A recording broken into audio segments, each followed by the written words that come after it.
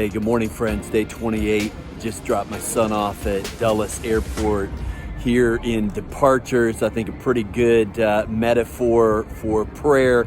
At some point, you got to take off. You got to stop praying about it, start doing something about it. Let me share a couple of thoughts. One is go set ready. If you wait until you're ready, you're going to be waiting the rest of your life. You've got to take a step of faith.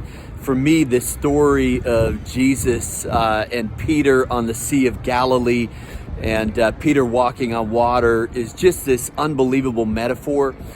Listen, don't get out of the boat in the middle of the Sea of Galilee unless Jesus said come.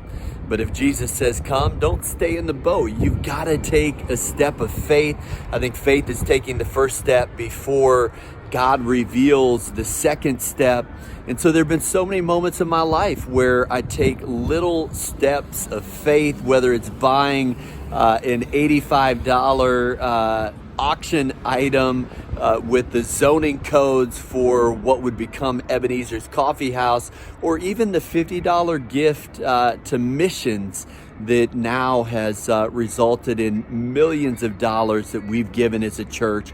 You've got to take those little steps of faith. Don't feel like you have to do something big. Just do something little. It's the mustard seeds of faith.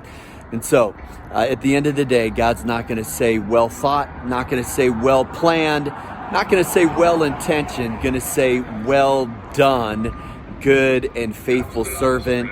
No distinction in the Hebrew language between knowing and doing. Doing is knowing is doing.